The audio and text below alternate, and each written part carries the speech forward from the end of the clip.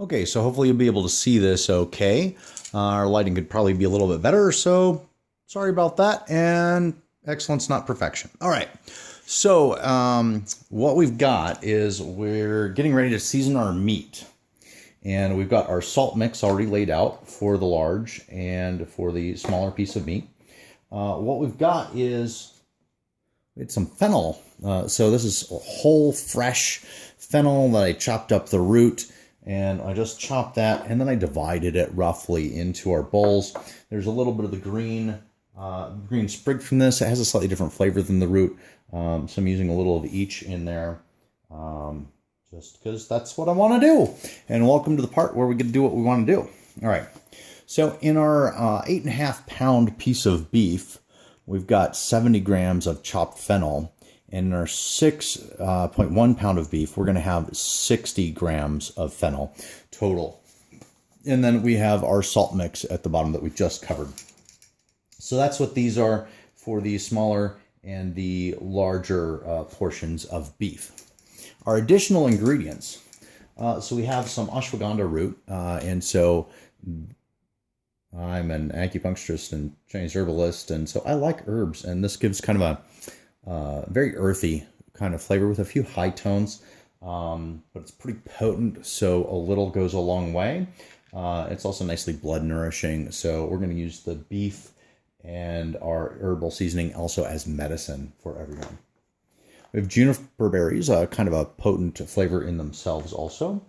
Coriander seeds. These are whole seeds. That's my preference. I like when we grind them, having the freshness come out of them then, as opposed to a pre-ground coriander. Bay leaves, and this is just a batch of organic ones. We've got some more in the fridge that I have also picked as well from an organic garden. This is celery seeds. Welcome to India, I guess. We've got a little bit of granulated garlic. I don't have too much left, so we'll use what we feel like. Got a combination of sweet paprika and smoked paprika. I want a little hint of a smoky flavor in there, but not too much. This is a pretty strong smoke flavor on our paprika, so we're going to go a little bit mild with that. We're going to use primarily sweet paprika today. But the flavors of these kind of go from earthy and a little spicy, and they're starting to get higher tones as we go, a little more herbal in flavor. And so we also have orange peel. I love orange peel. It adds a nice flavor to beef. And then also in Chinese medicine, it's used to basically move the qi throughout the body and help remove stagnation. So when you're eating a heavy meal like beef, especially if you haven't eaten in a couple of days, if you're going through a fasting process or something, you jump onto beef, this will get everything moving. This is my first time getting orange peel from this company. And I got to say, it's actually got a pretty potent smell to it as far as the orange goes. Whereas in Chinese medicine, the longer the orange peel has been dried and aged, the better quality it is considered. So this is pretty fresh. This smells like it's maybe 6 months old to 3 months old. It is pretty strong still. It is definitely not a premium 20-year aged dried orange peel. It definitely has a lot of the zest and less of the white. So we'll be a little bit careful with our use of that. We want some of the white in there to help move and work with the damp as well. But overall nice quality. It would be great if you ordered that about 5 or 10 years in advance and just went ahead and let it age for a little bit longer. So that those volatile oils can change their quality just a little bit. But flavor-wise, it's got a nice orange kick. So if you're just going for the orange kick, you're not concerned about the medicinal values like we are, then it smells great. There's a sweet variety also of orange peel. It actually might have a little tangerine in there, smells like. This is cilantro, so this is just dried cilantro leaves as opposed to the fresh. Those felt a little bit better to me than using fresh for this project. So we've got dried cilantro leaves, and the dried will also be a little bit more concentrated in the nitrate as opposed to the wet for the amount of weight we put in. This is Spanish rosemary from Penzi Spices. This is not cracked. This has been refilled, actually. It's a little rosemary left over from somebody's garden, but most of it in there at this point is a whole Spanish rosemary. So it's that. And then last but not least is we've got a little cinnamon here. So the trick with the cinnamon, the same way salt will bring out sweetness, cinnamon will activate the taste buds. So I often prefer, as you might be able to tell, I prefer complex flavors and having that whole palate activated. I tend to prefer it a little bit towards the acidic side and a little, so I haven't decided if we're going to add a little bit of lime juice in here also. We could pretty easily go the wrong way with that, I think. So I think we're going to avoid that at this stage anyway. But I also prefer an overall a savory tone coming through with just a little bit of sweet. And so bringing that blend of spice and savory and sweet and those earthy tones, that's where we're at. Okay, so that's what we're going to be creating our spice rub or our spice mix from. Now, exactly what we're going to put in these, I do not yet know. We're kind of going to do that by feel. So I'm going to write them down as I go. If you're not interested in watching this process, then please feel free to fast forward the video. And at the end, I'll try and have this sheet all filled out for you so you have some idea of what we did. The catch is with the cinnamon, we don't want to be able to taste cinnamon.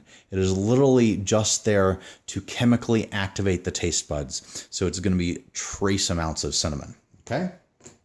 Probably similar to the amount of curing salt that we used.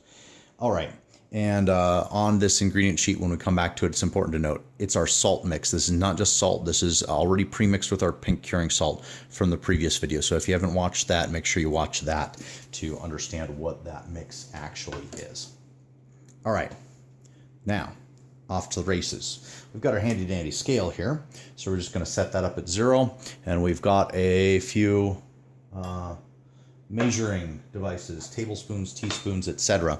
So we're going to use some of those bad boys, and it'll be a ton of fun, I'm sure. So we're just going to start off with a bowl, and I don't know if we'll do the same amount in each of these. Again, we have the large and we have the smaller piece of beef set up here, and right now we're just going to add all that into these bowls for the time being. No, we aren't. Oh, yes.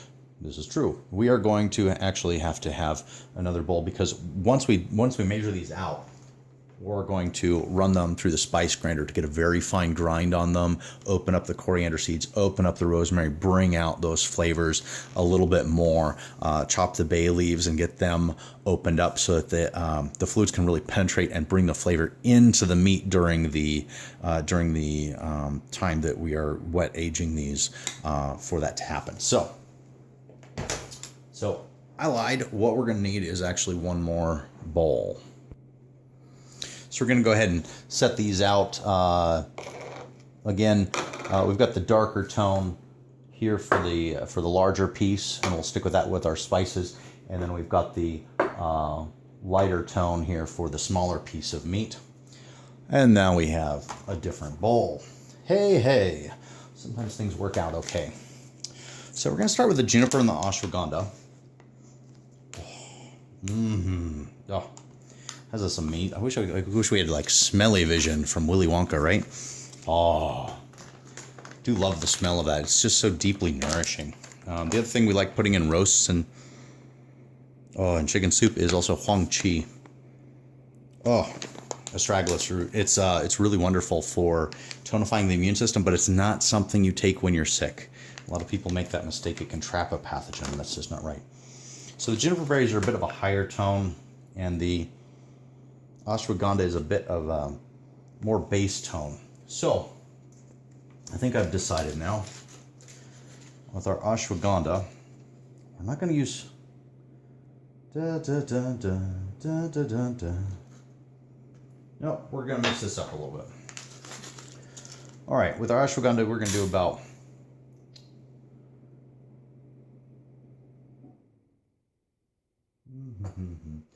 okay. All right. So we're doing about two teaspoons total is what we ended up with there. So we're actually going to go ahead and round this up to about 5 grams of ashwagandha. Sound good? All right. So now the question is this for the small one or the large one? Let's see. That's going to be for the large one. All right. 5 grams for the large.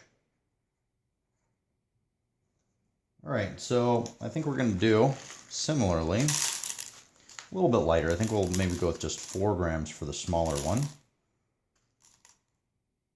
These are kind of ballpark measurements. What I think will taste good in the end when it's done. So, a bit of a wing and a prayer, eh? A bit of a wing and a prayer. I do have to close the cap on the marker because I'm breathing just a little bit too much of that to be able to stay focused on the flavor of the food. Well, that's my process. All right. Oh, now this would be really good. This would be good in larger amounts in pork, and that's often what it's used for. Oh, I'm really liking the smell of it, and I think we're going to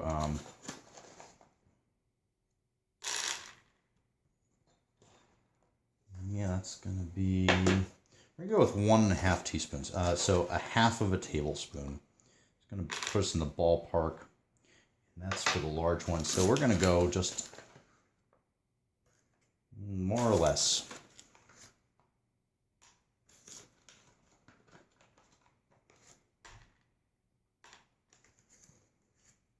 Ooh, overshot it. All right, we're gonna go with 4 grams for the large one. 4 grams of juniper berry. That should be delicious. I think similarly with the small one,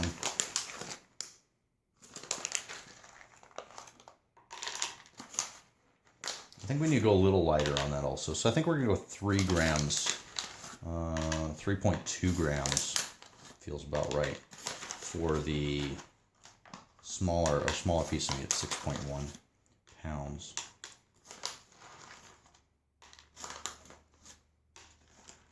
How does 3.17 look? All right, I'm going to round up on our sheet here. 3.2 grams.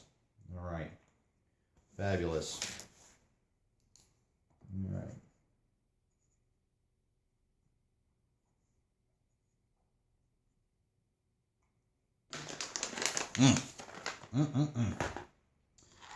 Good stuff.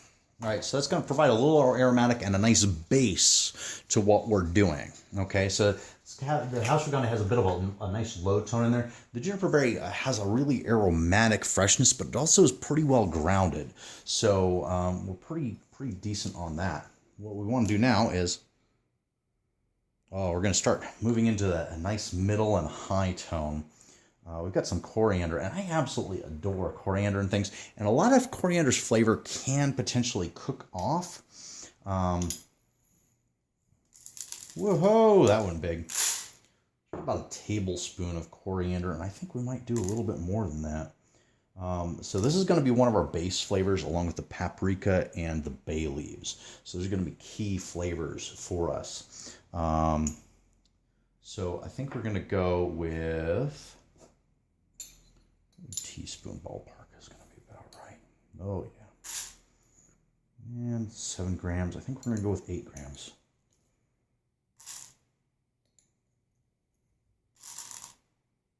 Okay. All right.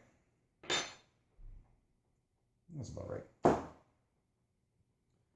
So that's about 1 gram of coriander per pound of meat for our large one. That's the whole coriander again. Oh, delicious. All right. Getting excited about that. So we're going to go in that same ballpark with our 6 pounds of meat. And a little over the mark. You can feel like it's not just about being in your head and measuring. It's also about feeling when you go over the mark. Right? When you feel you go over, you gotta change things up. Fix it, make it right. So that it feels right. Kind of like when you put the furniture in the right place in the room and it just sort of, it sings and everything settles and everything's got this sense of calm to it. And right about there, actually, we're going to go with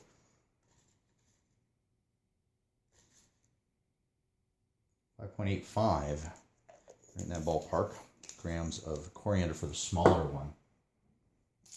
Just exactly what's needed.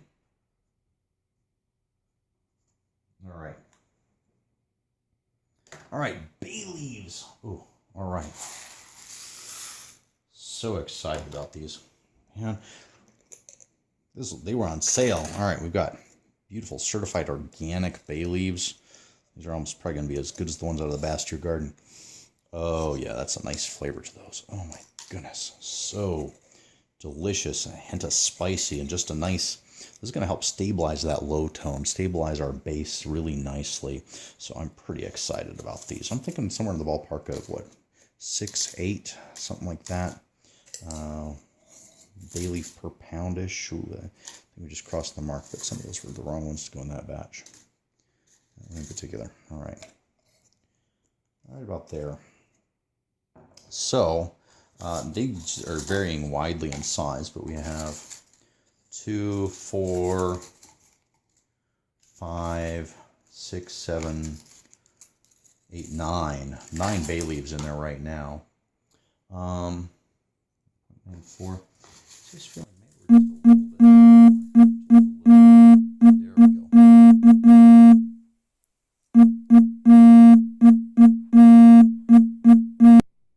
So to take some out, we're at 1.75 grams. We're at 1.75 grams. I had a call come in during the video. I'm not sure what happens with that. Hopefully you guys didn't lose too much audio or anything like that. But just backed off the bay leaves there. So we're actually at 1.75 grams of bay leaves for the large one. And that just feels just perfect. I'm excited about that. All right. So some beautiful bay leaves. Bay leaves, not Baileys. Difference between Bailey's Irish Cream and bay leaves. Although right now I have to admit, they both sound pretty good. All right. So bay leaves. All right. So we're going to end up with fewer of these. Probably, I think we're going to be 1.2 or so grams. Maybe a little more, right about there. She feels about right. So 1.4 grams of bay leaves for the smaller one. We could do a little bit more. Welcome to Cooking with Spirit. That's too much. There's a fine line there.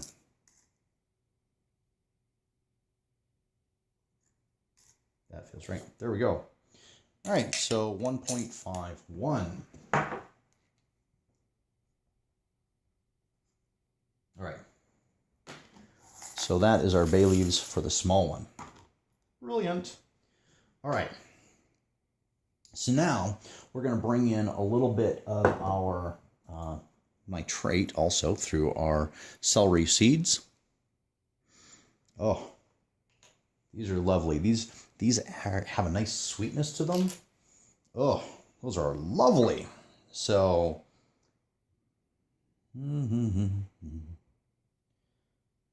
okay. These have a nice sweetness to them as well as a little bit of a savory base. So I'm liking that quite a lot. I'm just using a smaller measuring spoon here. And we're at 4.5 grams. I think we're going to go up to about 5 grams. Well, that 5 grams went quick with that. Definitely feel in your gut when you go over the mark, though. All right. Bring it back. Oh, well, how about that? Right on the mark. 5 grams for the large one of celery seed. All right. I'm just going to tap that container empty because those are liking to stick to the inside of the plastic just a little bit there. Okay.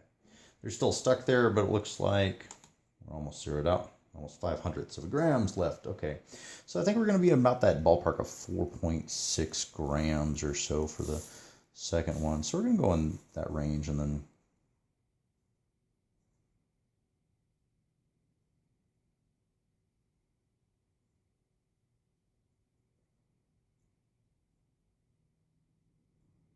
well, we're coming actually pretty close.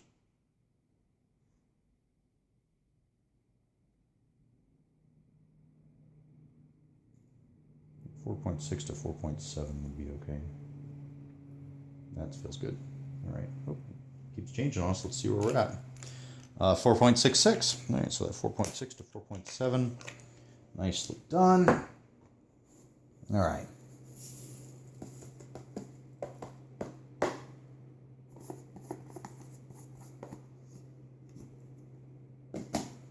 All right, that's probably really exciting to watch me dump those out, huh?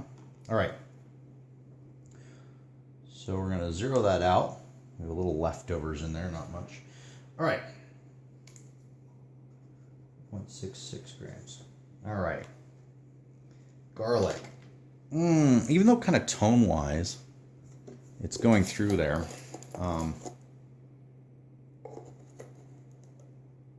It's not quite as sweet. I don't think I want to do the garlic quite yet. I'm going to hold off on that. We're going to do the sweet paprika first. Oh yeah, that's not. See, that smells good. All right. So sweet paprika. I think we're going to be about 3 teaspoons. Let's see what happens when we start pouring it out and measuring it. A lot of paprika, if you look at the ingredients, will have a little bit of anti-caking agent of some form or another. And the nice thing is, this one does not. It is just paprika. So, sweet paprika. No anti-caking agent, no sodium dioxide, no anything like that.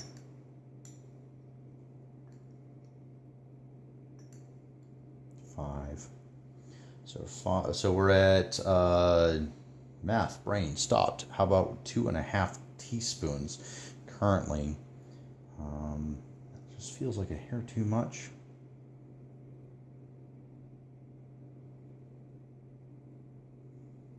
You smell it.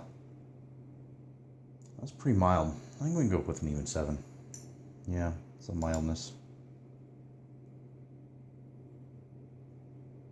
So we're going to go with 7 grams for our 8.5 pound roast.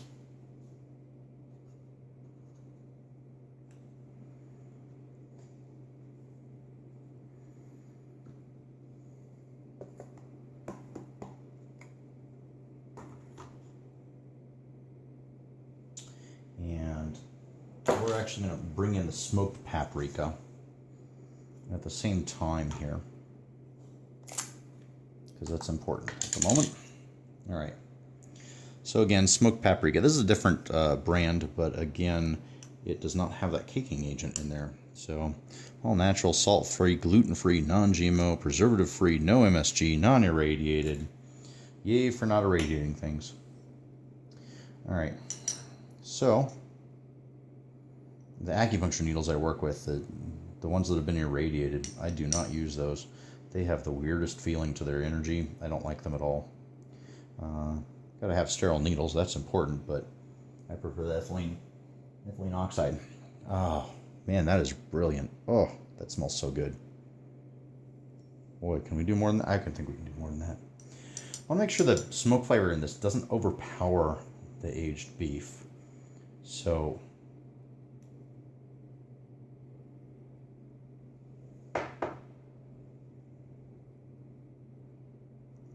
yeah, that I think is where we're going to stop. Okay, so 0.98, let's call it approximately 1 gram of smoked paprika for our large one. So that ended up being about 8 grams of paprika for an 8.5 pound chunk of meat. 1 part smoked to 7 parts sweet. All right, now we can do the small roast. We got paprika lining our bowl here, so we'll just keep clearing that. So our sweet paprika for the small roast. Do less measuring, more weighing on this one, as we have been doing.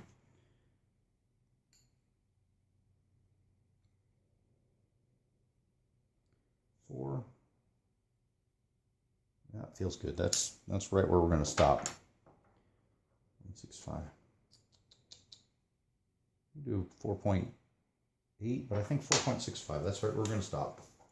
Why second guess ourselves? Why second guess ourselves? When you hit it and that little voice in your mind says, that's enough, stop right there. It's always a good time to stop, huh? All right, so it takes care of our sweet paprika. This is for the smaller roast, or smaller piece of meat. And then, this is the smoked paprika, and I think we're only going to do about 0.5 gram of this.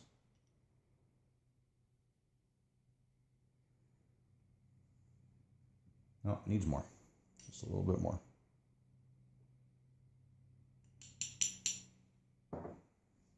Yep, that's about right. All right. Sometimes you just got to get your senses in it. 0.75, so 0.75 of the smoked paprika for our 6 pounds of meat. Oh, so excited. All right. Yeah, I realize we have not done the granulated garlic yet. That's fine. We might not end up doing it at all. We'll decide as we go. Now, orange peel. Oh, I love the lifting action of the orange peel. It elevates the flavor and the senses so much. I think we're going to do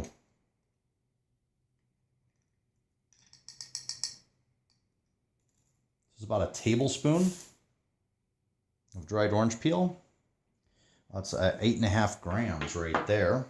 And for an 8.5 pounds of meat, I actually want a little bit more in there. I'm feeling a little more. I think we're going to be about 10 grams on this when we're done. Or 11, 12. More or less, more or less. We're close. Less is the word. Wow, that's really specific. Really? That's silliness. Okay, so we're going to about 11.4 grams for the large. I know. Who in their right mind is this careful about mixing their spices? What's the difference in that point something grams of orange peel? You know what? I have no idea. So, just following directions, so to speak. All right, so we've got about 6 more pounds of orange peel coming that way, or 6 more pounds of meat to take care of. So I think we're going to go with just a shy tablespoon to get us started there.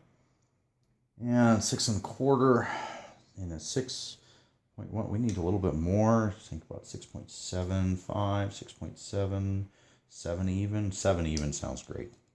So go with about that. 7.14. How's that grab you? All right, so 7.14 grams. We could go with more, but I think that's going to be enough for that particular cut of meat. So it is what it is. Part of me would like to take that whole bottle and just dump it on 8 pounds of meat, but this is not just for me. We're cooking this for some friends. We got to make sure everybody has a happy medium in here. All right, and then some cilantro. We're getting a little higher in our tones. Oh, this has a nice herby deliciousness at the same time. And I think we're going to be about a half tablespoon is going to be the ballpark. Maybe a bit more, actually. 3/4. We'll see. Okay. Half tablespoon.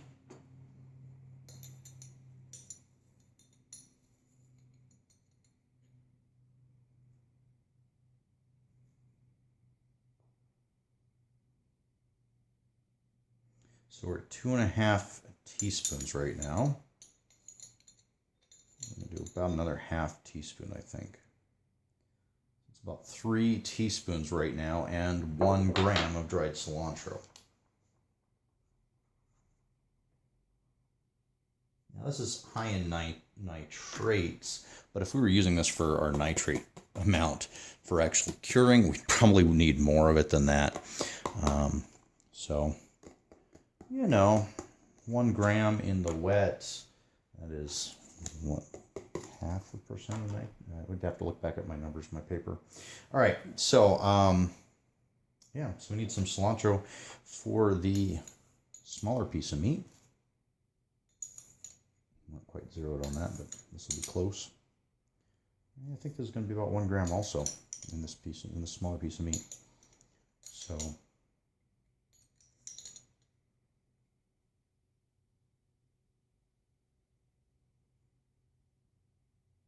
Okay, so we've got 1 gram for our smaller piece of meat also with the cilantro. So, it's exactly what it is. All right, and then we've got rosemary Spanish rosemary. So we've got some goodies here. There's a few bits of debris left in here.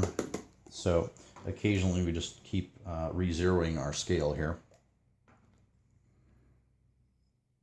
Okay. Spanish rosemary. So for 8 pounds of meat, it's going to be something like that. It's going to be 3.68. That's really how I cook. I have out the measuring spoons to get things, make things easier out of the jar, but 3.7 grams. Dried Spanish rosemary. You go a little bit more, we could probably do about 4 grams, but 3.7 feels really good. So, need to tear that again. Tear to re-zero the scale with whatever weight is on it. All right. And you know, we're going to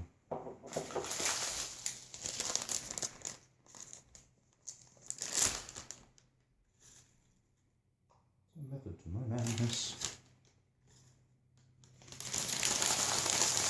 All right.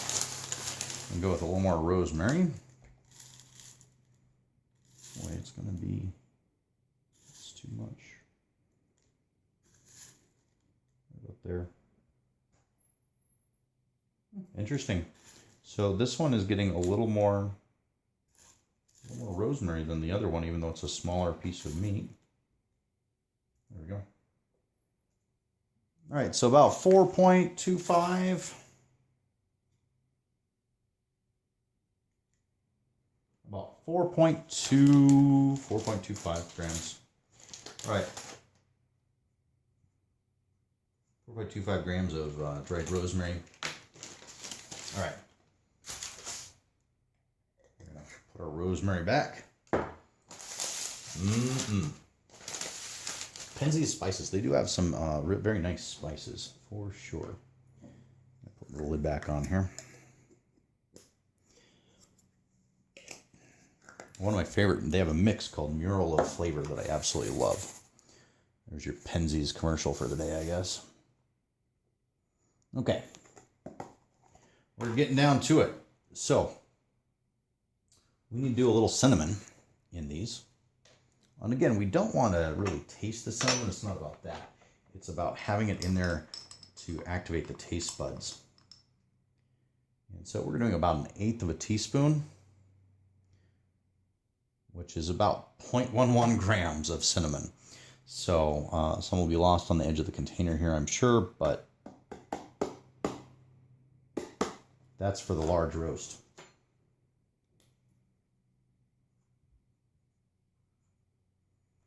That's the large one.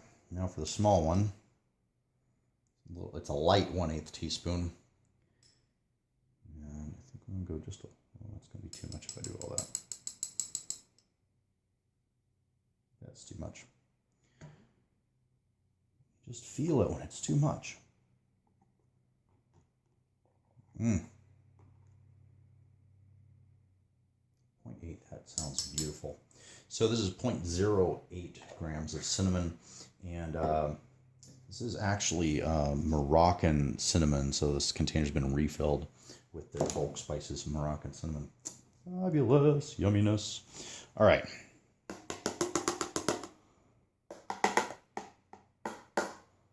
All right, the adventure of cooking. 0.08 grams of cinnamon. We've reached the moment of truth. What do we do with the garlic, huh? What do we do with the garlic? So, got to decide if we're putting garlic in here. And you know what? All these other ingredients have sounded really good. They've sounded really good, and they just feel really good. You know, you feel light and vibrant while you're picking the amount. And when it comes to the garlic, that just sort of makes my gut twist. So we're going to not do garlic today. So we're leaving out the garlic. So we're going to put a line through that on our sheet. All right. And here's our quick review. So I have 2 pieces of meat, one 8.5 pounds and one that's 6.1 pounds. We have some fresh chopped fennel root, 70 grams for the large one, 60 grams for the small one. And we're going to continue down our list here. Note that we removed garlic all together. That just didn't feel right today. And we have a salt mix that's a combination of what's known as pink curing salt or pink curing #1 and regular, and in this case Morton's kosher salt as well. So that's a salt mix, and this is the pre-mixed that we did in the last video. Okay. Ashwagandha root dried, 4 grams in the large one. 5 grams in the large one, 4 grams in the small one. Juniper berries, 4 grams, 3.2. Coriander, 8.13 and 5.85. Bay leaves, 1.75 and 1.51. Celery seed, sweet paprika, smoked paprika, orange peel, cilantro, rosemary, cinnamon, and salt or salt mix. So there's the whole thing. I'll just hold it there so you can pause it if you'd like to take a look at the list. And that's where we're gonna go ahead and take that, our yummy deliciousness that is this combination of spices, and we're going to put in the spice grinder. If you've used your spice grinder, aka your coffee grinder, to grind coffee, everything will taste like coffee from then on. So this is our spice mixer at our house. It does not get to have coffee visit its insides at all, unlike the rest of us. Coffee, yummy. All right, so we're just going to break up these bay leaves a bit to get them in there. And make sure that, and by the way, as I'm reaching in here, this is clearly unplugged. I don't know if you can see that, but safety first, y'all. Safety first. All right. So this is going to be our seasoning rub. Woohoo. For our large.